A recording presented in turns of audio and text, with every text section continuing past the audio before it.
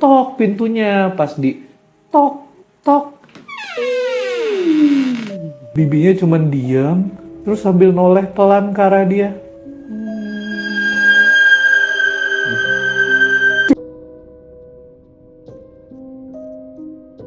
Halo, selamat malam para pelanggan semua. Balik lagi di channel gua Raven Asken, gua Raven. Dan gua akan menjadi seorang lelaki penghibur bagi kalian. Tapi seperti biasa ya, menghiburnya dengan cerita ya pelanggan. Bukan cerita ding ding ding ding, ding ding ding ding, ding ding ding ding. Ada yang tahu nggak itu melodi apa? Coba kalau ada yang inget itu melodi apa, coba komen ya. Gue akan membawakan sebuah kisah horor dari teman kita. Dan kisah ini nih satisfying nih pelanggan nih. Bukan kayak cerita kumbendangis yang lu dijorogin tapi diem gitu. Kayak gimana ceritanya terus pantengin ya. Nah, cerita ini datang dari teman kita yang bernama Sandi nih pelanggan. Tentang pengalaman horor yang terjadi di rumah dia sendiri waktu bibinya itu numpang tinggal bareng dia. Kejadian ini terjadinya tuh dulu ya waktu pas si Sandi masih sekolah tuh. Kejadiannya bermulai dari Sandi kelas 2 SMP hingga dia kelas 2 SMK. Kalau sekarang sih si Sandi tuh udah kerja dan mau masuk kuliah juga. Waktu itu papinya Sandi tuh sakit. Jadi Sandi ini manggil ayah ibunya dengan papi mami ya. Waktu itu tuh papinya Sandi tuh sakit. Buat jalan aja tuh beliau tuh tertatih gitu. Dan kadang harus kayak apa ngerayap di tembok gitu pelanggan. Sedangkan kalau maminya Sandi ini kerja kayak di catering gitu yang apa pagi masuk terus ntar pulangnya sore atau malam. Jadi kayak ada satu rumah catering dia tuh ngelayanin buat kerja buat ngasih makan para pekerja pabrik gitulah. Semuanya mami lakukan demi membiayai Sandi sekolah plus dapur ngebul ya. Karena kan papinya Sandi kan udah nggak kerja. Rumah Sandi tuh kecil, model rumahnya tuh yang model rumah jadul memanjang zaman dulu gitu loh. Yang kalau masuk dari pintu depan tuh langsung ketemu ruang keluarga. Terus di sebelah kanannya itu langsung kayak berjejer 3 biji kamar. Terus belakangnya dapur, kamar mandi sama halaman belakang. Ini layoutnya pokoknya yang kayak gini. Sebenarnya awalnya rumah itu terasa normal, walaupun rumahnya kecil, tapi ya Sandi happy-happy aja tinggal di situ bareng papi maminya. Sampai akhirnya adik perempuan papinya Sandi ini datang untuk tinggal sementara. Namanya nih Bu Ratih. Dia tinggal bersama 2 anaknya dan suaminya. Awalnya sih tinggal cuma beberapa minggu. Sampai akhirnya keterusan sampai beberapa tahun. Yang bikin maminya kesel sebenarnya bukan karena mereka numpang. Tapi karena mereka ini nggak punya rasa nggak enakan pelanggan. Padahal dulu nih Bu Ratih sempat dapat warisan banyak tanah. Dan papinya Sandi juga banyak ngalah tentang warisan karena mikir adiknya ini perempuan. Tapi entah gimana semuanya itu habis. Akhirnya si bibinya tuh Bu Ratih, kita panggil bibi aja ya. Akhirnya si bibinya itu nggak punya apa-apa sampai harus numpang tinggal di rumahnya Sandi. Sedangkan untuk suaminya sendiri kerjanya nih serabutan. Kadang nguli, kadang narik, ya kadang juga nganggur berminggu-minggu di rumah. Kalau Bu Ratih sendiri nih dia nggak kerja sama sekali ya. Jadi dia itu cuma jadi ibu rumah tangga aja gitu. Anak-anaknya juga bikin rumah nggak nyaman. Yang kecil suka ngacak-ngacak dapur sama rumah. Ya sedangkan buat yang gede mulutnya kasar. Dan kalau dibilangin sama maminya Sandi, dia ngelawan. Terus kalau misalkan si ibunya denger tuh si Bibi, ya udahlah Kak, namanya juga anak-anak. Sandi kalau udah dengar kata itu muak banget. Tapi sebenarnya masalah di rumah Sandi ini lebih ke soal uang, ke ekonomi ya pelanggan. Karena kan papinya Sandi kan nggak kerja. Terus juga Sandi masih sekolah, sedangkan Bu Rati dan suaminya juga nggak ada penghasilan tetap gitu. Jadi yang kerja di rumah itu tuh cuman maminya Sandi. Bu Ratih ini sering banget minjem uang ke nyokapnya Sandi buat bayar sekolah, buat bayar utang, buat makan, tapi ya nggak pernah ada yang balik juga. Dan lama-lama uang di rumah nih mulai hilang. Awal-awal cuman uang receh, kayak puluhan ribu sampai ratusan ribu. Sampai di suatu malam, ada nih maminya Sandi ini nangis sambil bilang ke Sandi, San, uangnya hilang gitu. Dan Sandi itu yakin itu Bu Ratih, soalnya siapa lagi tinggal di situ. Tapi ya dengan kejadian gitu, papinya Sandi juga cuma diam aja. Mungkin karena dia mikir itu adiknya. Atau juga mungkin karena papinya Sandi udah gak punya tenaga lagi untuk berselisih. Sejak saat itu, jujur aja Sandi benci tinggal di rumah itu bersama mereka. Dan yang paling Sandi gak nyangka, kalau kebencian itu nanti akan menjadi rasa takut pelanggan.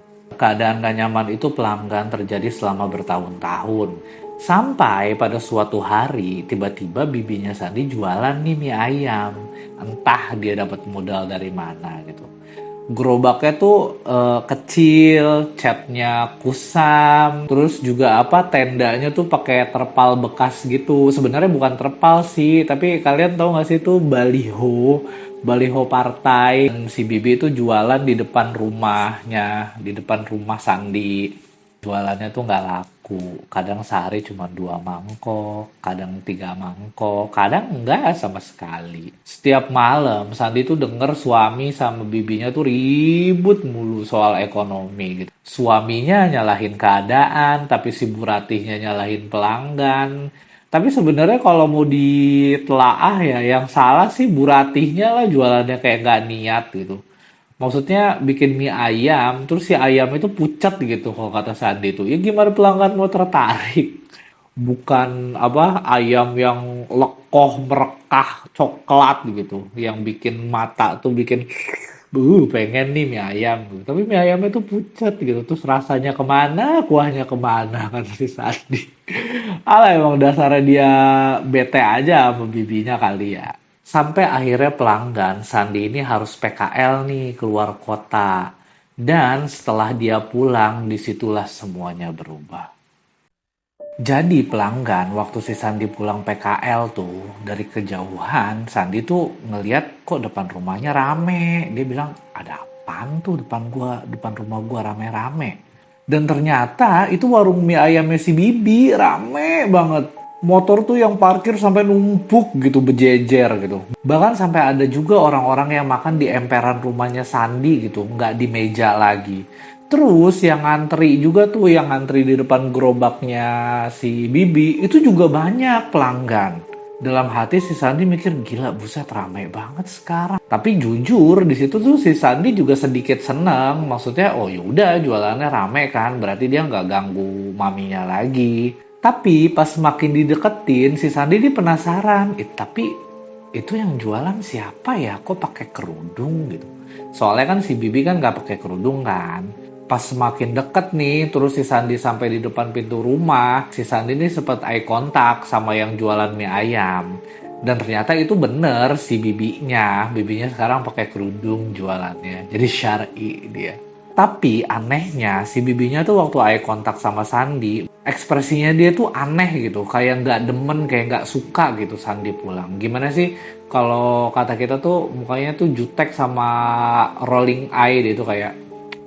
Tapi di situ si Sandi juga nggak ngambil pusing, ya udah dia langsung masuk aja ke dalam rumah gitu. Tapi sambil ngegerutu ya dalam hatinya, sombong, mentang-mentang udah rame sekarang. Padahal udah pakai hijab tapi masih aja nyebelin kata Sandi gitu. Terus kan si Sandi masuk ke dalam rumah kan, terus pintu sama dia ditutup gitu. Terus si Sandi ada berdiri sebentar nih sambil ngeliatin rumah gitu kan. Pas masuk pintu ditutup dia berdiri kayak scanning gitu. Gimana sih kalau misalnya kita habis pergi nih nginep atau pergi beberapa hari dari rumah. Kan kita pas baru masuk kan tutup pintu terus kita ngeliat dulu kan di rumah kayak scanning keadaan gitu. Baru kita mulai aktivitas. Terus tiba-tiba pelanggan ada bau nih seng gitu kecium sama hidungnya Sandi. Baunya tuh kayak bau amis, anyir, kayak campuran darah sama sesuatu yang busuk gitu. Baunya tuh kalau kayak kita ke pasar tuh, terus kita ke area yang tempat jualan daging. Baunya kan kayak ada bau darah, campur bau amis, campur bau anyir gitu. Tapi kalau di sini nih yang Sandi cium nih baunya nih campuran busuk pelanggan. Baunya itu kebawa sama angin tuh dari pintu belakang rumahnya si Sandi. Ya awalnya Sandi mikir ya itu cuman bau got kali atau bau ayam potong jualannya si Bibi kali atau bau apalah dia juga nggak ambil pusing gitu. Tapi baunya tuh bikin perut nggak enak gitu kata Sandi tuh. Terus Sandi ini jalan nih ke kamar maminya mau ngecek papi maminya gitu kan sekalian mau salim juga mau ngabarin dia udah pulang. Tapi pas dibuka tuh jegrek, yang di dalam kamar tuh cuma ada papinya doang lagi tidur. Oh mungkin maminya masih belum pulang kerja kali. Karena capek nih di perjalanan pulang, Sandi tuh akhirnya langsung masuk kamar aja. Dia nggak cuci muka, nggak apa, langsung masuk kamar, taruh tas, terus dia langsung tiduran di kasur, terus tidur. Pas lagi erep-erep nih, kalau kata orang Sunda, erep-erep tuh apa sih? Maksudnya kalau kita menjelang ke deep sleep gitu, erep-erep. Sandi tuh ngerasa ada yang bangunin, San, gitu. Terus Sandi cuma jawab, gitu. Kamu udah pulang, San. Ini Mami, kamu mau makan nggak? Udah makan belum? Terus si Sandi cuma jawab, ntar lah Mi, ntar aja lah ngantuk. Gitu. Terus ya udah, sama Maminya ditinggalin, si Sandi balik tidur lagi. Sampai entah jam berapa, si Sandi ini kebangun karena dia tuh pengen pelanggan. Pas dia bangun terus dia ambil HP, dia lihat oh jam 2:08 gitu. Keluarlah dia dari kamar nih menuju kamar mandi gitu sambil setengah merem gitu kan, masih ngantuk. Terus dia lihat rumah sepi banget ya.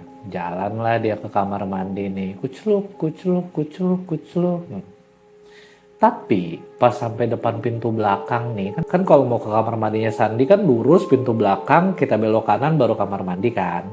Nah pas sampai depan pintu belakang, dia ini denger kayak banyak orang nongkrong gitu di situ tuh. Jadi kayak ada orang ngobrol, terus ketawa-ketawa. Pokoknya rame lah di pintu belakang gitu. Dia sedikit merinding tuh kayak nyer gitu. Siapa tuh yang nongkrong di situ malam-malam? Itu kan tanah kosong gitu. Tapi masih sambil setengah sadar gitu, sambil dia terusin jalan mau ke kamar mandi. Nah, pas sampai depan pintu kamar mandi pelanggan, pintu kamar mandinya ini ketutup. Tapi ada suara dari dalam kamar mandi. Dan suaranya itu kayak orang makan gitu. Jadi kayak ada suara orang nyeruput, terus ngecap.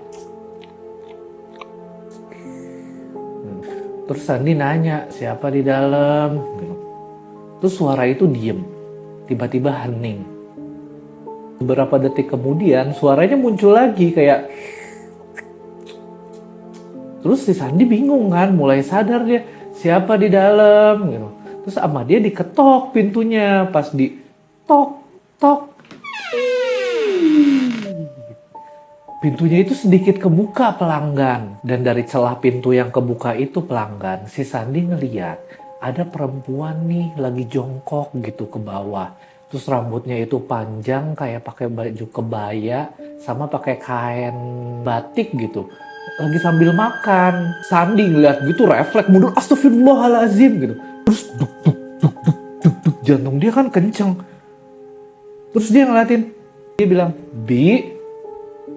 Bibi bukan. Karena gak ada yang jawab, dibuka nih. Dia deketin nih pintu sama dia, dibuka pelan-pelan. Dibuka. Ternyata kosong pelanggan, gak ada orang di situ.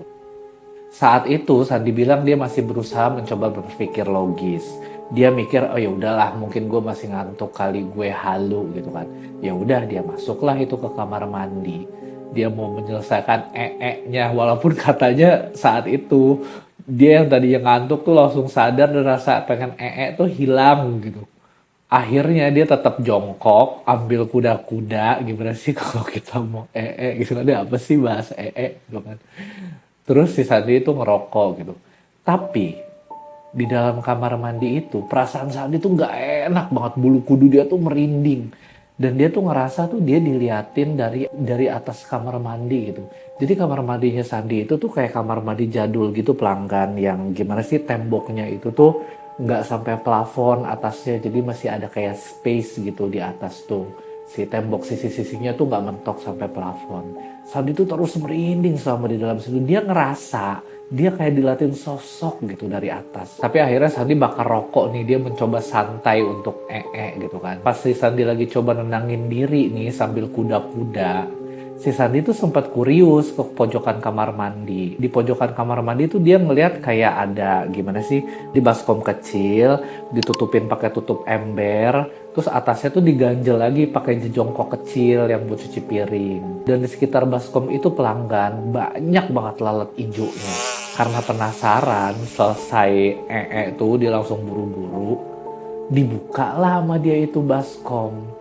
Pas dibuka, langsung bau yang nggak enak tuh langsung menyambar mukanya Sandi. Dia langsung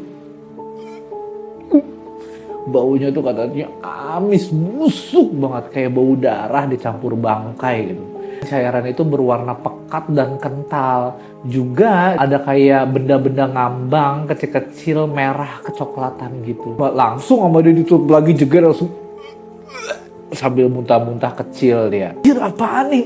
Langsung buru-buru dia keluar dari kamar mandi. Terus si Sandi kan balik ke kamar nih. Tapi pas dia masuk ke kamar, jegrek ditutup pintunya. Dia lupa kalau rokoknya itu ketinggalan. Tadinya sebenarnya dia males buat balik lagi ke kamar mandi karena rokok buat ngambil itu rokok kan. Tapi dia mikir, ntar rokok gue diisep lagi sama paman gue gitu. Jadi akhirnya ya udah dia memutuskan untuk balik lagi. Pas dia keluar kamar nih pelanggan, mau balik lagi ke kamar mandi. Pas dia buka pintu, jegrek, dia madep kanan, tiba-tiba dia lihat bibinya lagi duduk di sofa sendirian. Si Sandi langsung kaget campur merinding. Hah, kok tiba-tiba ada bibi? Terus sama dia ditanya, Bi, belum tidur? Dan di situ bibinya nggak jawab pelanggan. Bibinya cuman diam, kan bibinya kan tadinya lagi madep sana nih kan. Terus si Sandi kan dari kamarnya kan. Terus pas ditanya sama Sandi, bibinya cuma noleh pelan.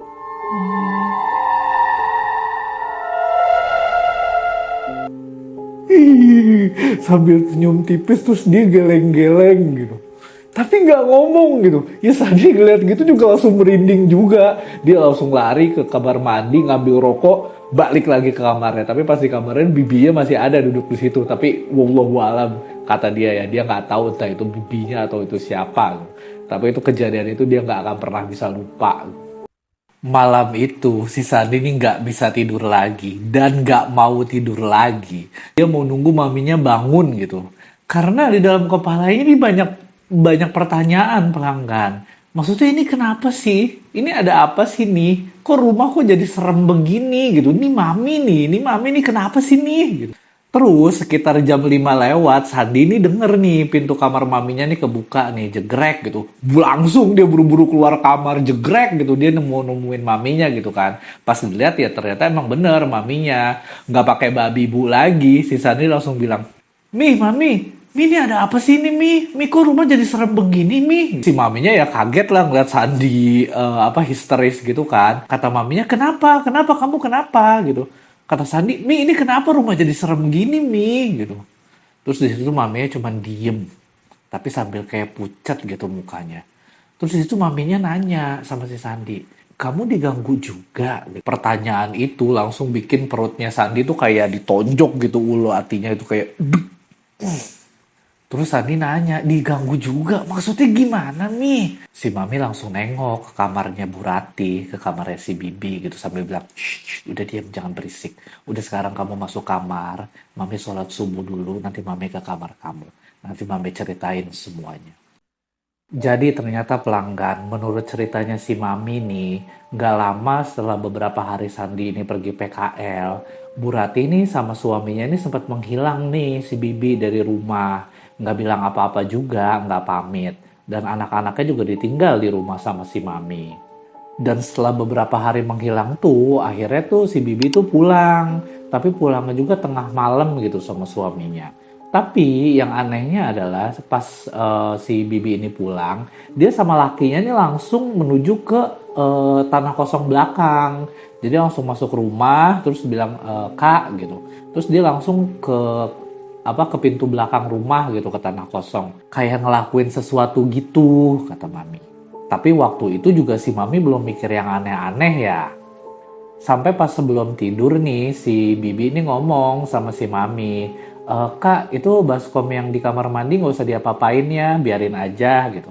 Terus kata Mami, emang itu apaan? Kata si Bibi tuh, enggak, itu baju kotor gitu, udah biarin aja. Ya udah, si Mami juga karena nggak mau ikut campur kan, ya sama si Mami ya didiemin aja itu baskom. Tapi setelah beberapa hari nih, bau aneh nih mulai muncul nih di rumah. Awalnya tuh samar-samar gitu. Tapi lama-lama tuh makin tajam dan menyengat. Dan ternyata setelah dicari tuh sumbernya baunya tuh dari baskom itu, pelanggan. Dalam hatinya si Mami nih, karena kesel kali ya, ini baju kotor nggak dicuci-cuci, bikin bau aja. Dibuka lah sama si Mami, niatnya tuh mau dicuci. Dan isi baskom itu persis sama apa yang Sandi lihat. Airnya hitam pekat, ada bau busuk, dan ada beberapa softtek bekas yang ngambang di dalamnya. Ya si Mami jijik lah, ditutup lagi sama si Mami sambil. Besoknya si Mami negor nih si Bibi. Tih, kamu itu cucian apa sih? Kok nggak dicuci-cuci? Bau banget gitu kata si Mami ya. Terus kata di si Bibi gitu, ya udah Kak, ntar dicuci gitu. Iya tapi itu baju kotor apa? Kok ada softteknya di dalam gitu sih? Kamu jorok banget, bukannya dibuang. Dan jawaban si Bibi ini bikin si Mami ini merinding gitu. Kakak udah buka ya? Ya udahlah, kakak udah lihat juga. Itu tuh syariat Kak. Lah si Mami kan denger gitu bingung ya, syariat apaan? Biar jualan rame. Si Mami denger jawaban gitu langsung diem. Terus si Mami ngomong lagi, Tih kamu jangan yang aneh-aneh gini lah. Terus di situ si Bibi langsung ketus, udahlah Kak, nggak usah ikut campur gitu. Kalau jualan rame juga kakak kebantu juga. Udah tenang aja nanti saya kok yang bayar listrik. Bu Rati jutek sambil pergi ninggalin si Mami. Mami dibentak gitu kan ya sedikit sedih kan hatinya. Setelah itu sikap si Bibi nih semakin berubah. Semakin jutek, semakin sombong, makin galak sama si Mami. Dan yang paling bikin si Mami ini takut nih, gangguan nih mulai sering kejadian di rumah. Persis sama kayak apa yang si Sandi alamin tadi tuh. Kadang tengah malam nih, kedengeran suara ada orang ngobrol di belakang rumah, berisik banget. Tapi pas dicek, itu ternyata nggak ada siapa-siapa. Pernah juga pelanggan kayak ada suara benturan keras di atas genteng kamar mandi. Gitu suaranya. Kayak ada batu besar gitu yang dilempar di atas genteng kamar mandi itu. Tapi pas dicek ya nggak ada apa-apa, nggak ada yang barang pecah juga. Terus si Mami juga pernah ngeliat perempuan yang pakai baju jarik tadi, yang pakai kain batik itu lagi jongkok di dapur kayak sambil makan sesuatu gitu. Si Mami ngeliat itu yang ngibrit lah, dia lari ke kamar ketakutan. Dan semenjak usaha mie ayam itu makin rame, keadaan si Papi ini makin memburuk pelanggan. Bahkan si Papi buat duduk aja susah. Si Mami cerita nih sambil nangis. Pernah ada suatu kejadian si Papi itu kayak mau lewat. Si Papi itu ngap-ngapan. Tiba-tiba napasnya sesek, badannya dingin banget. Matanya melotot ke arah pintu dan sambil ngomong nih pelan ke Mami. Ada orang di situ. Padahal ya nggak ada siapa-siapa. Ya si Mami panik sendiri malam itu. Tapi bagian yang paling bikin Sandi merinding adalah mergokin Bu Rati ngambil cairan yang ada di dalam baskom itu tuh, dimasukin sama dia ke dalam kayak botol tetes gitu pelanggan. Terus cairan itu ditetesin tuh ke apa kan kalau mie ayam itu kan ada ayamnya kan yang di ayam yang udah matang tuh sama si Bibi tuh ditetesin ke situ. Terus diaduk sama Bibi.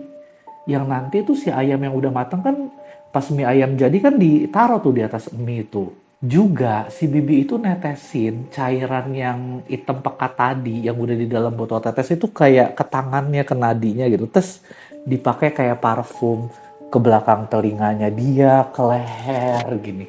Digini-giniin sama si Bibi. Semenjak saat itu Mami bilang nih leher sama tangannya Bu Rati ini banyak luka-luka.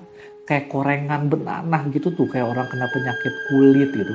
Itulah alasannya kenapa sekarang Bu Rati tuh jualannya dia pakai kerudung. Suami sama anak-anaknya si Bibi juga kena. Ya iyalah gitu, maksudnya di luar mistis-mistisan ya, air darah begitu kan kuman bakteri ya. Ya lu kena kulit ya lu pasti penyakitan gak sih? Dengar cerita tadi si Sandi ini emosi banget. Terus si Sandi bilang, ya udah kalau misalkan mau ritual-ritual kayak gitu ya mereka pergilah dari sini, usir Lami, jangan di sini. Tapi si Mami bukannya jawab, si Mami malah nangis si Sandi ngomong kayak gitu. Dan ternyata bukan cuma gangguan mistis yang bikin si Mami itu menderita, pelanggan. Melainkan nih sikap si Bibi sendiri sejak mie ayamnya dia itu laris manis. Mereka nih jadi ngerasa paling hebat dan bahkan merasa bahwa mereka lah tuan rumah di situ sekarang. Jadi pernah nih ada kejadian si Mami cerita, si Bibi ini beli ayam bakar gitu 3 ekor. Dia makan berempat sama suami sama anaknya gitu. Terus dia bilang ke Mami gini, Kak itu udah disisain ya di dapur gitu, kalau mau makan makan aja.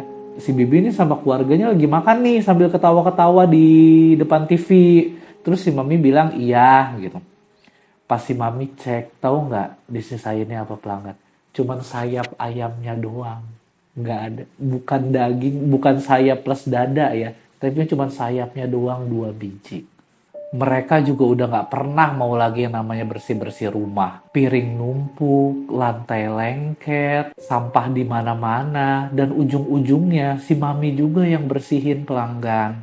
Juga sampai akhirnya kejadian itu terjadi. Jadi pernah nih, mungkin saking capeknya kali ini ya, si Mami ini negor anaknya si Bibi nih. Maksudnya ya tolonglah dibantu bersih-bersih, bekas makan dan lain-lain, rumah disapu, dipel gitu. Dan malamnya si Bibi datang ke kamarnya si Mami tanpa ngetok. Dia ngomong pelan, pelanggan, ke Mami, tapi nadanya tuh dingin gitu. Kak, hati-hati ya jaga ucapan. Kalau misalkan kakak sama abang masih mau sehat-sehat aja dan umur panjang, nggak usah sok-sok ngedidik anak-anak saya. Setelah ancaman itu, si Mami hidupnya penuh ketakutan, pelanggan. Mami takut si Papi kenapa-napa. Mami juga takut si Sandi dikerjain. Makanya semua itu nggak pernah Mami ceritain ke siapa-siapa. Si Mami cuma telan itu semuanya sendirian. Setelah dengar itu semua, pelanggan, Sandi bener-bener emosi banget. Ya kesel lah maminya digituin gitu kan. Apalagi darah muda gitu. Pengen langsung didobrak aja itu langsung kamarnya si Bibi itu sama si Sandi gitu. Tapi si Mami itu nahan si Sandi itu sambil nangis. Mami bilang, Mami nggak mau, udah nggak apa-apa, Mami nggak apa-apa. Mami takut kamu sama Papi itu dia apa-apain gitu. Si Mami itu nahan terus si Sandi buat nggak ngelakuin hal-hal aneh gitu. Dan akhirnya nih si Sandi milih jalan yang lebih aman nih, pelanggan. Pagi itu juga jam 6:30 Sandi itu datang ke rumahnya Pak RT. Diceritain semua dari A sampai Z. Tentang penglaris, tentang baskom, tentang ancaman, tentang gangguan di rumah. Tapi ada satu hal nih yang Sandi minta nih ke Pak RT, supaya cerita ini kalau bisa jangan sampai tersebar gitu. Karena Sandi juga takut sebenarnya kalau Papi sama maminya tuh diapa-apain gitu sama si Bibi. Dan ternyata Pak RT-nya juga ini udah lama curiga sama si Bibi. Jadi menurut Pak RT ini, si Pak RT ini pernah makan mie ayam di tempatnya si Bibi. Tapi si Pak RT ini ngerasa nih kok rasanya aneh, pahit gitu. Sama ada sekilas bau busuk gitu dari mie ayamnya si Bibi itu. Dan kebetulan juga pelanggan, Pak RT-nya si Sandi ini bisa dibilang sesepuh lah di daerah. Sesepuh tuh udah tua banget ya, ya sepuh lah di daerah situ gitu. Nggak tua-tua banget.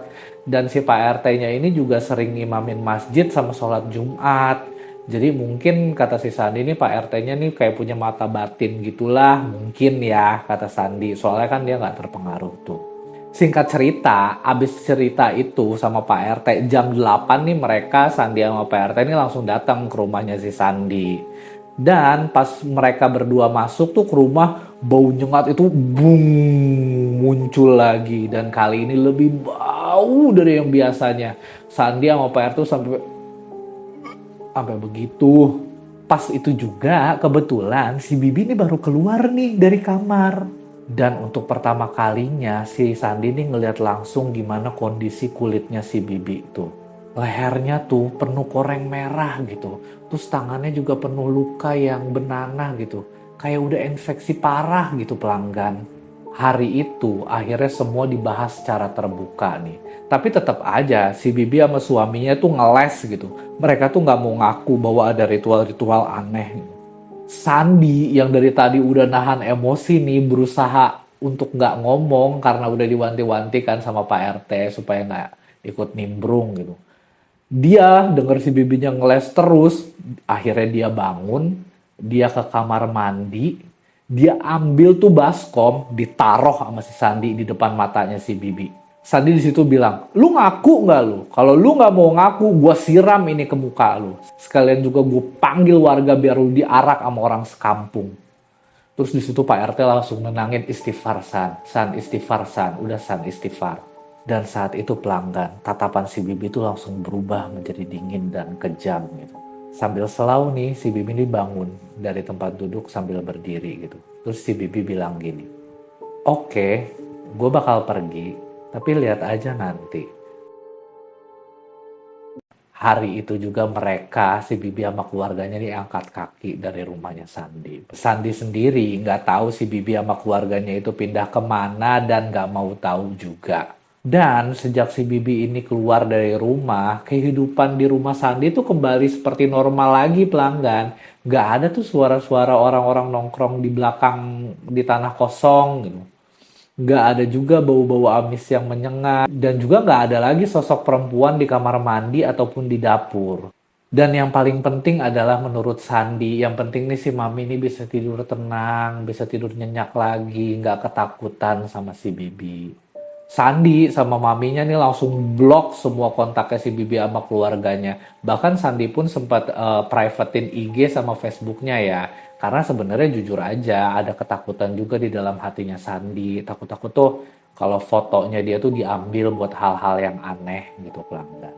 Tapi sih ya alhamdulillah ya sampai detik ini nih sekarang Sandi udah kerja plus mau kuliah sih nggak pernah ada hal aneh dan jujur Sandi juga udah nggak pernah kontak sama bibinya dan nggak tahu dan nggak mau tahu gimana kabarnya. Kalau lebaran pun si Bibi juga nggak pernah menampakkan dirinya. Mungkin si Bibi juga takut kali diketahuin sama keluarga besar atau gimana. Nggak ngerti juga lah pokoknya intinya Sandi nggak mau tahu. Nah, begitulah pelanggan cerita dari teman kita Sandi tentang sebuah rumah yang perlahan-lahan menjadi penuh dengan ketakutan. Tapi jujur ya, sebenarnya yang paling menakutkan dari cerita ini menurut gue sih bukan lebih ke suara di tanah kosongnya atau penampakan orang di kamar mandi, tapi lebih ke bagaimana manusia itu bisa benar-benar berubah saat dia itu berada di dalam keadaan putus asa. Ya, tapi itulah pelanggan kalau menurut gue. Tapi kalau menurut kalian gimana nih? Coba kalian bahas di kolom komentar ya. Nah, gua Raven, sang lelaki penghibur, gak lupa-lupa nih pelanggan, kalau seandainya kalian nih merasa terhibur sama servis gua, jangan lupa kasih tip dong gitu. Tipnya dengan cara apa? Dengan cara komen, subscribe, like, dan lain-lain, share. Terus juga kalau misalkan kalian mau kirim cerita nih, langsung aja kirim nih ke email di bawah ini, di deskripsi ada. Gitu. Tapi kalau misalkan kalian mau ngasih tip beneran juga boleh, email aja. Nanti gue kasih nomor rekening ya. Biar gue bisa cepet beli kamera nih. Biar hasil videonya bisa lebih bagus, supaya pelanggan bisa lebih terhibur. Ngarep banget. Dan pelanggan, akhir kata, maaf-maaf kalau ada kesalahan atau intonasi bla bla bla bla gitu. Jangan lupa subscribe, komen, dan lain-lain. Dan sampai jumpa di konten berikutnya. Bye.